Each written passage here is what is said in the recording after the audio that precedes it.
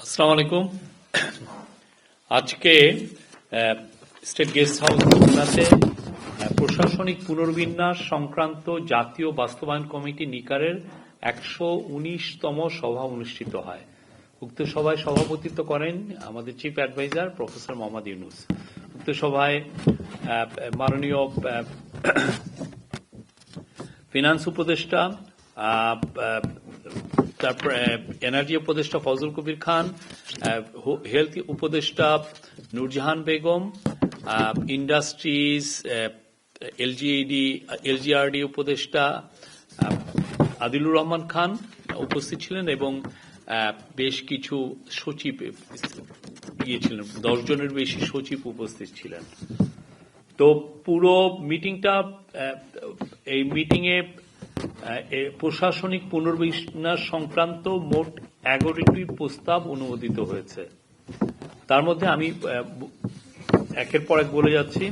সরকারের রাজস্ব আহরণ ব্যবস্থাপনায় স্বচ্ছতা, জবাবদিহি এবং গতিশীলতা বৃদ্ধিকরণের লক্ষ্যে অর্থ মন্ত্রণালয়ের আওতায় রাজস্ব নীতি বিভাগ ও রাজস্ব ব্যবস্থাপনা বিভাগ নামে দুটি প্রশাসনিক বিভাগ গঠনের প্রস্তাব অনুমোদিত হয়েছে।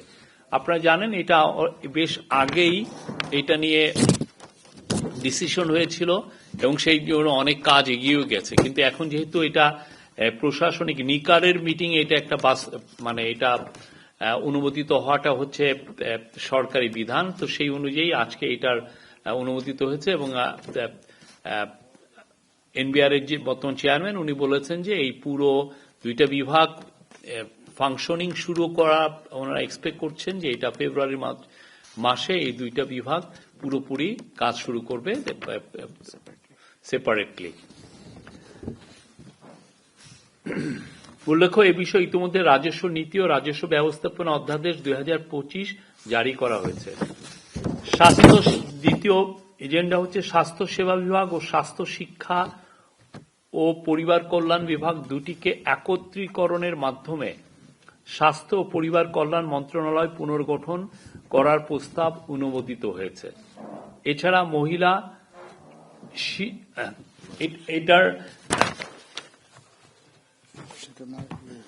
এটার বিষয়ে আমি আপনাকে আমি বলছি। স্বাস্থ্য পরিবার কল্যাণ মন্ত্রণালয় বিভাজনের মূল উদ্দেশ্য ছিল সেবা সহজীকরণ, স্বাস্থ্যসেবা প্রদানের দায়িত্ব স্বাস্থ্য সেবা বিভাগ এবং চিকিৎসা শিক্ষা প্রতিষ্ঠানসমূহ, মেডিকেল কলেজ, বিশ্ববিদ্যালয়, নার্সিং ইনস্টিটিউট এবং মাতৃ শিশু স্বাস্থ্য পরিবার পরিকল্পনা কর্মসূচি পরিচালনার দায়িত্ব স্বাস্থ্য শিক্ষা ও পরিবার কল্যাণ বিভাগের অন্তর্ভুক্ত করা হয়। কিন্তু মন্ত্রণালয়ের দুটি বিভাগ সৃষ্টির পরের অভিজ্ঞতায় প্রতীয়মান এই দ্বিমুখী কাঠামো প্রত্যাশিত সুফল বয়ে আনতে পারেনি। স্বাস্থ্য সেবা ও স্বাস্থ্য শিক্ষা উভয় ক্ষেত্রেই মানের যথেষ্ট অবনতি ঘটেছে। মন্ত্রণালয়ের কার্যক্রমে পুনরায় গতি ও সমন্বয় ফিরিয়ে আনার লক্ষ্যে রুলস অব বিজনেস 1996 এর, রুল 3 এর, সাব রুল 1 এর এবং রুল 10 এর সাব রুল 1 এর মোতাবেক স্বাস্থ্য সেবা বিভাগ ও স্বাস্থ্য শিক্ষা পরিবার কল্যাণ বিভাগ দুটিকে একত্রীকরণের জন্য মাননীয় প্রধান উপদেষ্টার সদর অনুমোদন গ্রহণ করা হয়েছে। তো আজকে এটা নিকারের মিটিং, এটা অনুমোদিত হয়েছে।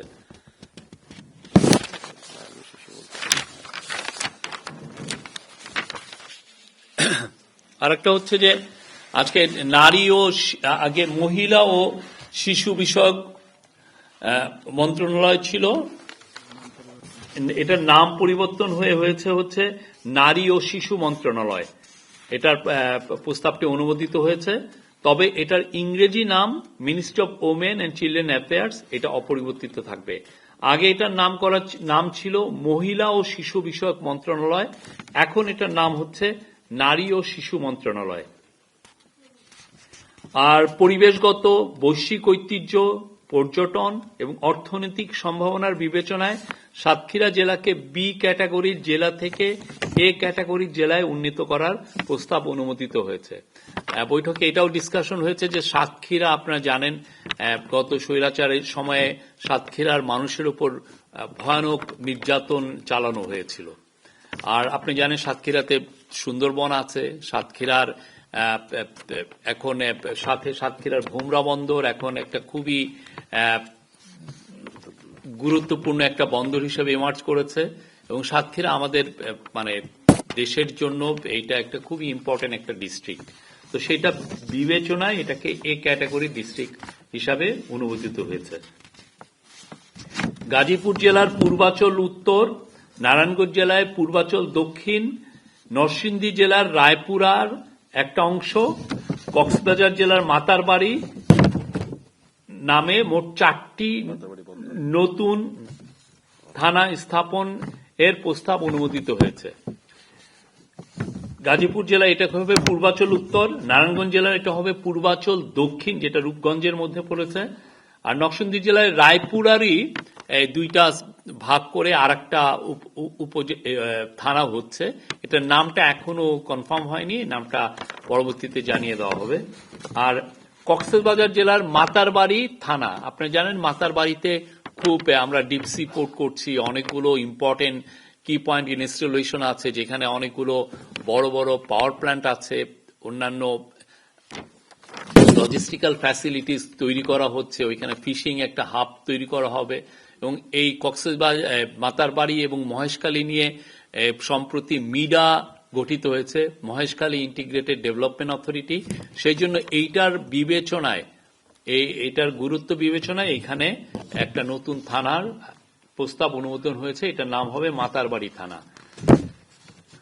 আর গাজীপুরের পূর্বাচল উত্তর আর নারায়ণগঞ্জ জেলার পূর্বাচল দক্ষিণে এখন আপনি জানেন পূর্বাচলে নতুন রাজুকে ডেভেলপমেন্ট কাজ হয়েছে, অন্যান্য অনেক প্রাইভেট ডেভেলপাররা অনেক প্লট বিক্রি করেছেন, অনেক ওইখানে ডেভেলপ। আমরা আশা করছি যে এখানে খুব দ্রুত এখানে প্রচুর আরো জনগণ এখানে বসতি করবেন। তো সেই জন্য এটা বিবেচনায় এইখানে এই 2টা নতুন থানা গঠন করা হয়েছে।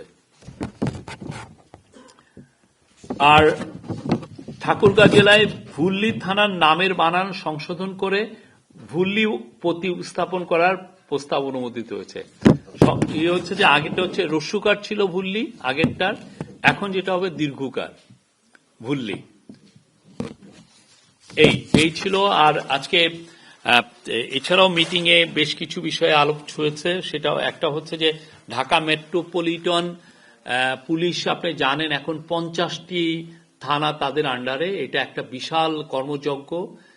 তাদের এই কাজটাকে কিভাবে আরো সহজতর করা যায় সেই জন্য আজকে ডিসকাশন হয়েছে, কোনো ডিসিশন হয়নি যে কিভাবে ডিএমপি কে ঢাকা উত্তর, ঢাকা দক্ষিণ বা অন্যান্য মানে একটা বা 2টা পার্টে কিভাবে এটাকে আলাদা করা যায়। করলে যেটা হবে যে এখানে কাজের গতি বাড়বে, আইন শৃঙ্খলা পরিস্থিতি আরো ভালোভাবে নিয়ন্ত্রণ করা যাবে। আর চিফ অ্যাডভাইজার আজকের মিটিং এ আবার এই নির্বাচনের কথা বলেছেন, এবং নির্বাচনের আগে উনি অস্ত্র উদ্ধারের উপর জোর দিয়েছেন। উনি বলেছেন যে লুট করা অস্ত্র যে করেই হোক ইলেকশনের আগে যত দ্রুত পারা যায় এগুলোকে উদ্ধার করতে হবে। এই ছিল আজকের মিটিং এর বিষয়। আর একটা সিসিটিভি নিয়েও আলোচনা হয়েছে, তো এই বিষয়ে আমাদের deputy press secretary Azad Majumdar কথা বলবেন। ও আর একটা 2টা বিষয়, জুলাই গণ অভ্যুত্থান অধিদপ্তর গঠনের এটা ভূতাপক্ষ অনুমোদন হয়েছে। আপনারা জানেন জুলাই যে গণ অভ্যুত্থান হলো সেই বিষয়ে অলরেডি একটা অধিদপ্তর হয়েছে মুক্তিযোদ্ধা মন্ত্রণালয়ে, সেটা আছে ভূতাপক্ষে অনুমোদন হয়েছে। আর জননিরাপত্তা বিভাগ ও সুরক্ষা বিভাগ দুটিকে একত্রীকরণের মাধ্যমে স্বরাষ্ট্র মন্ত্রণালয়ের পুনর্গঠনের বিষয়টিও ভূতাপক্ষ অনুমোদন হয়েছে। আপনি জানেন আগের গভর্নমেন্ট স্বরাষ্ট্র মন্ত্রণালয়কে 2টা ভাগে ভাগ করেছিলেন, একটা জননিরাপত্তা বিভাগ ও সুরক্ষা বিভাগ। এই 2টাকেও এক করে এই স্বরাষ্ট্র মন্ত্রণালয়ে রাখা হয়েছে। আর বাকিটা আমাদের ডিপিএস বলবেন।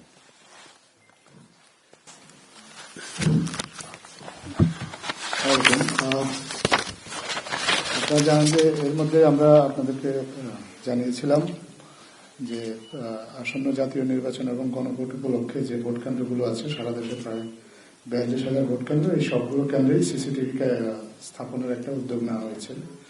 তো এই কেন্দ্রগুলোর মধ্যে সরকার পরীক্ষা নিরীক্ষা করে বা খোঁজখবর নিয়ে জেনেছে যে 6,552টা কেন্দ্রে ইতিমধ্যেই সিসিটিভি আছে, মানে আগে থেকে এই সিসিটিভি এই কেন্দ্রগুলোতে আছে।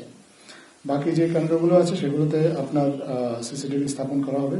এর মধ্যে সরকার একটা বিশেষ বরাদ্দ দিয়েছে সরকারের পক্ষ থেকে 71,98,28,000 টাকা সিসিটিভি ক্যামেরা স্থাপনের জন্য। এই টাকাটা ব্যয় হবে মূলত আপনার 21,946টি অতি গুরুত্বপূর্ণ এবং ঝুঁকিপূর্ণ কেন্দ্র, যেগুলো সেখানে এই টাকাটা দিয়ে সিসিটিভি স্থাপন করা হবে। প্রতিটা কেন্দ্রে কমপক্ষে 6টা সিসি ক্যামেরা এই কেন্দ্রগুলোতে থাকবে। এর বাইরে যে কেন্দ্রগুলো আছে সেই কেন্দ্রগুলোতে স্থানীয় প্রশাসনের উদ্যোগে এবং তাদের আর্থিক বরাদ্দের মাধ্যমে সিসিটিভি ক্যামেরা স্থাপন করা হবে। ইতিমধ্যেই এই কার্যক্রম সব জেলায় শুরু হয়ে গিয়েছে এবং অনেক জোরে সোরে চলছে। বেশ কয়েকটা জেলায় শতভাগের কাছাকাছি কেন্দ্রে আপনার অলরেডি সিসিটিভি বা সিসি ক্যামেরা স্থাপন। এর মধ্যে উল্লেখযোগ্য রয়েছে গাজীপুর জেলায় আপনি সরকারের পক্ষ থেকে দেখেছে যে 935টা কেন্দ্র, এর মধ্যে 447টা ঝুঁকিপূর্ণ হিসাবে চিহ্নিত করা হয়েছে। এই প্রত্যেকটা কেন্দ্রে এই বিশেষ বরাদ্দের আওতায় অধিকাংশ কেন্দ্রে এর মধ্যে স্থাপন করা হয়েছে। বাকিগুলোতেও আমরা আশা করছি যে জানুয়ারির 31 তারিখের মধ্যেই বাকি কেন্দ্রগুলোতেও সিসি ক্যামেরা স্থাপন করা হবে এবং এই ঝুঁকিপূর্ণ বা অতি গুরুত্বপূর্ণ কেন্দ্রের বাইরে যে কেন্দ্রগুলো আছে সেগুলোতেও গাজীপুর সিটি কর্পোরেশন এবং গাজীপুর জেলা প্রশাসনের উদ্যোগে আপনার ক্যামেরা বসানোর উদ্যোগ নেওয়া হয়েছে। একই প্রক্রিয়ায় অন্যান্য জেলা এবং সিটি কর্পোরেশন এলাকাতেও আপনার এই কার্যক্রম চলমান রয়েছে। আমাদের সরকারের যারা গুরুত্বপূর্ণ দায়িত্বপ্রাপ্ত ব্যক্তি আছেন তারা বিভিন্ন জেলায় এর মধ্যেই এই সিসি ক্যামেরা বসানোর কার্যক্রমটা পরীক্ষা নিরীক্ষা করে দেখেছে, তারা পরিদর্শন করে দেখেছে এই কার্যক্রমটার অগ্রগতি কতটুকু। আমাদের স্থানীয় সরকার মন্ত্রণালয়ের সচিব উনি গিয়েছিলেন কিশোরগঞ্জ জেলায় গতকালকে, সেখানেও ওনাকে জানানো হয়েছে যে কার্যক্রমটা বেশ দ্রুত এগিয়ে চলেছে। তো সব মিলিয়ে এই যে 42,000 কেন্দ্র, এই কেন্দ্রগুলোতে আমরা আশা করছি যে নির্বাচনের আগেই সম্ভব হলে 31শে জানুয়ারির মধ্যেই কেন্দ্রগুলোতে সিসি ক্যামেরার আওতায় আনা হবে নির্বাচনের জন্য। ধন্যবাদ। Thank you. Any question? জি সাদি।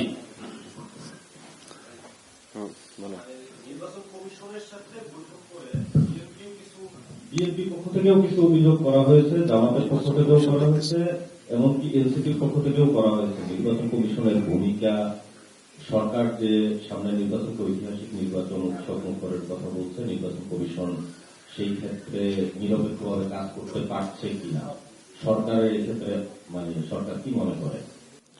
নির্বাচন কমিশন স্বাধীন, তারা তাদের যে কাজগুলো করছে সেটা আপনারা দেখছেন। তো এই বিষয়ে আসলে মন্তব্য করতে হলে ওনারাই এই বিষয়ে কথা বলবেন, আমাদের তরফ থেকে কিছু বলার নাই।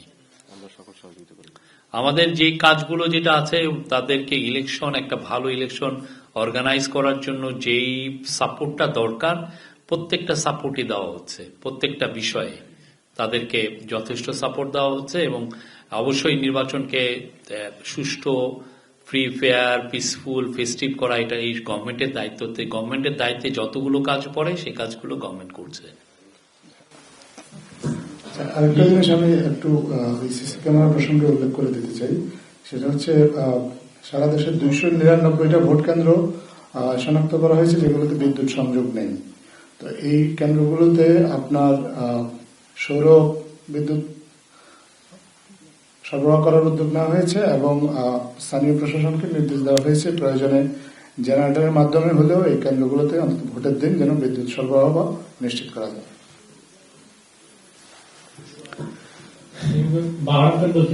জি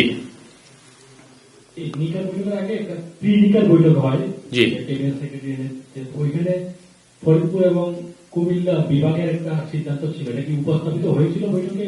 আজকে যা ডিসকাশন হয়েছে আমি সবই আপনাকে বলেছি। আচ্ছা, আর থানার বিষয়টা কি ওই নারায়ণগঞ্জ টোটাল 4টা নাকি একটা মাতাবাড়ি সহ 5টা? 4টা টোটাল 4টা। ওকে, থ্যাংক ইউ।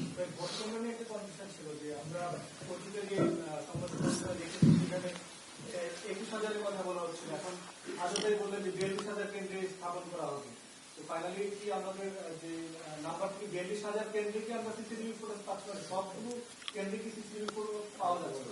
সবগুলো কেন্দ্রে সিসি ক্যামেরার স্থাপন করার উদ্যোগ নেওয়া হয়েছে।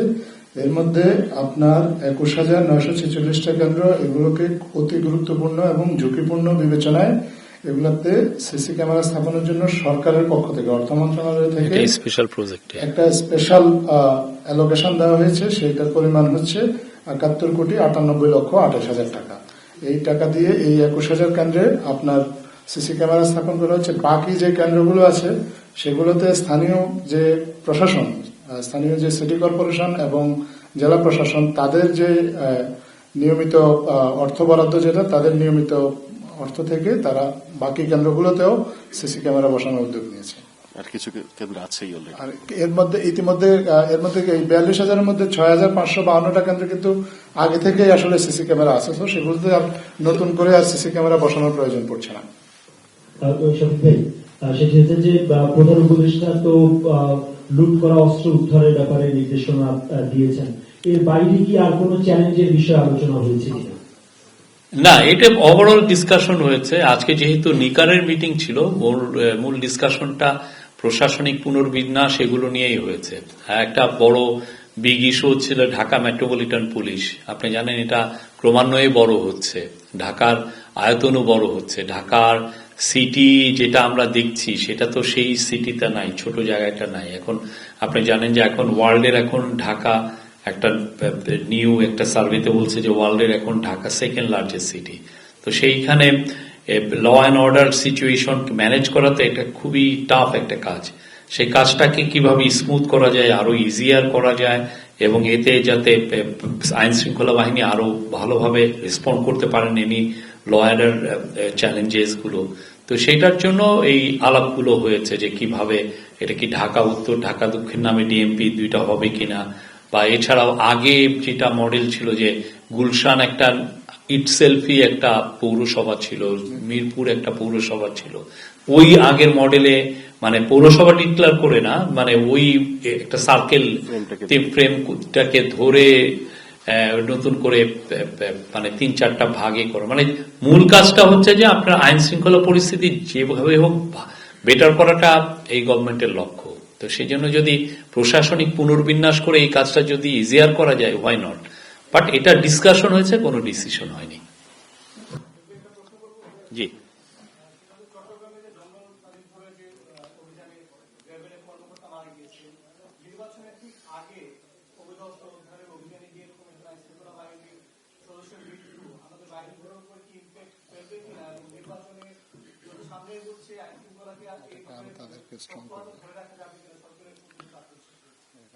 এটা আমাদের আজকে এই বিষয়েও আলাপ হয়েছে এবং আপনি বলছি এখানে জঙ্গল সলিমপুরে যে কাজটা হয়েছে খুবই জঘন্য একটা কাজ এবং এটা আমরা নিন্দা জানাই এবং এই পরবর্তীতে এইটাকে এই জায়গায় আরো খুব জোরদার ভাবে আরো অভিযান চালানো হবে। সমস্ত বাহিনী একত্রিত হয়ে কম্বাইন একটা অপারেশন হবে। যারা যারা এটার সাথে জড়িত ছিলেন প্রত্যেককে অ্যারেস্ট করা হবে। এখানে যে যত পাওয়ারফুল লোকই হন না কেন, প্রত্যেককে, যারা এটা ইন্ধন জুগিয়েছেন আর যারা এটা ইনভলভ ছিলেন প্রত্যেককে অ্যারেস্ট করা হবে। আর ওইখানে আশেপাশে যাওয়া যত লুট করা অস্ত্র আছে সেগুলো কম্বিং অপারেশনের মাধ্যমে এটা উদ্ধারের সর্বোচ্চ চেষ্টা করা হবে। না, আরো আমি মনে করি যে এটা তাদেরকে তাদের রিজলভকে আরো শক্তিশালী করবে।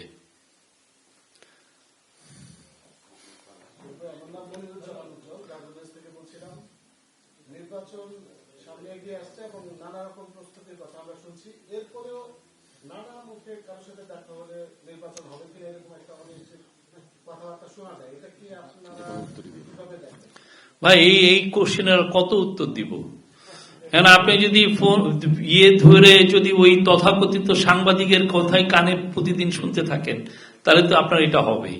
বা থেকে বাইরের থেকে আওয়ামী লীগের যারা টাকা পেয়ে যারা করছে, আপনি যদি সারাদিন ওদেরটা ভিডিওতে শুনেন, তাহলে তো আপনার মনে হয় এখানে নির্বাচনে প্রতিদিন ক্যান্ডিডেটরা বের হচ্ছেন, প্রতিদিন তারা টিকটকে তাদেরটা পোস্ট করছেন, তাদের ভিডিওগুলো পোস্ট করছেন, খুব সুন্দর সুন্দর ভিডিও হচ্ছে আমরা দেখছি।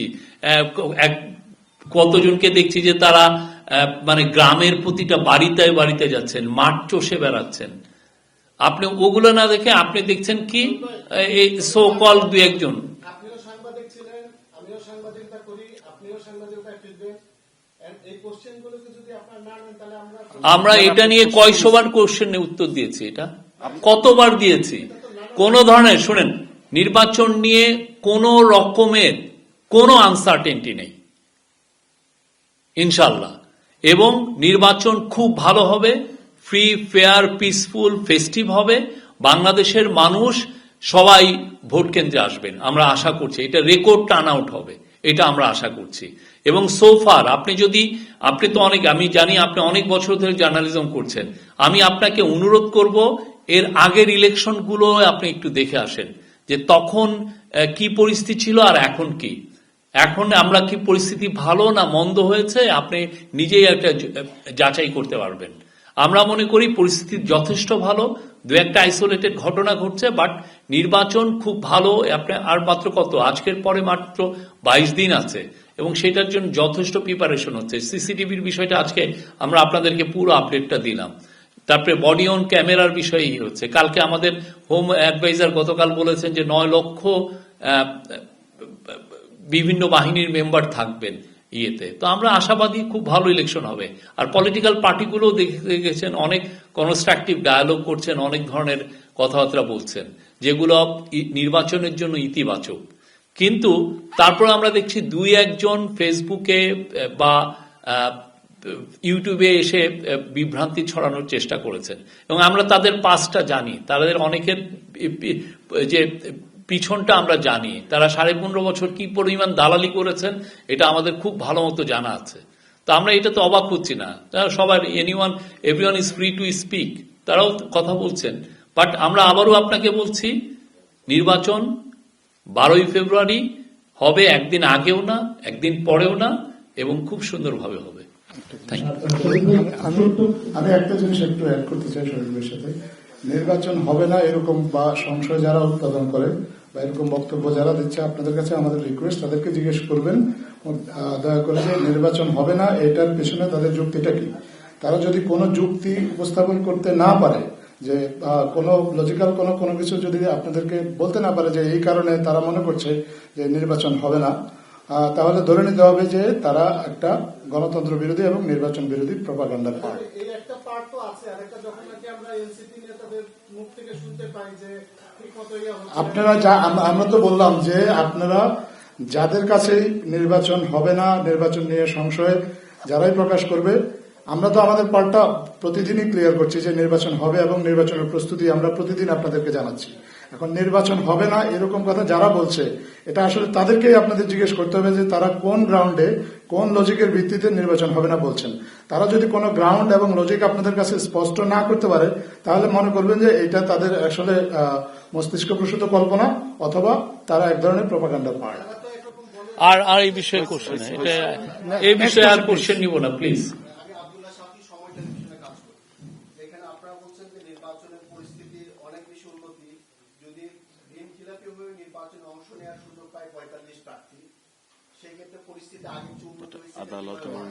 এটা নির্বাচন কমিশনকে এই কোশ্চেনটা করবেন, নির্বাচন কমিশন এই বিষয়ে ইয়ে করে। আমরা তো নির্বাচন এগুলো বাছাই কাজ করি না, বা এগুলো অ্যাপিল কাজগুলো এই গভর্নমেন্ট দেখেন, এটা পুরো নির্বাচন কমিশন দেখে, আপনি ওনাদেরকে জিজ্ঞেস করবেন। শাফিক ভাই, খুব ছোট করে একটা দ্বিতীয়বার মাইক্রোফোনটা নিলাম, সেটা হচ্ছে যে অনেক ধরনের তো জেনারেল আছে, সেনাবাহিনীর জেনারেল, অ্যাটর্নি জেনারেল, কিন্তু আমরা সাম্প্রতিক সময় দেখতে পাচ্ছি এফবি জেনারেল, ফেসবুক জেনারেল, তারা যখন তখন যুদ্ধ ঘোষণা করে দেয়, অমুকে দাঁড়াবে না, নির্বাচন হবে না, বা অথবা ব্যাপক সহিংসতা হবে। এই ধরনের জেনারেলদের আসলে কোনোভাবে নিয়ন্ত্রণ করা যাচ্ছে না। আপনারা বিভিন্ন কর্মপরিকল্পনা বলেছিলেন বিটিআরসির মাধ্যমে, আসলে কি করা যায়, কি ভাবছেন? আবার জেনারেল মানুষও তো আছে, সাধারণ মানুষও তো আছে। সাধারণ মানুষ মনে করে খুব ভালো ইলেকশন হবে, এবং সাধারণ মানুষ অনেক কিছুই ফেসবুকে এগুলো শুনে শুনে এক কান দিয়ে নিয়ে আর এক কান দিয়ে বের করে দেয়। সো এটা নিয়ে আমার মনে হয় কমেন্ট করার কিছু নাই। Thank you.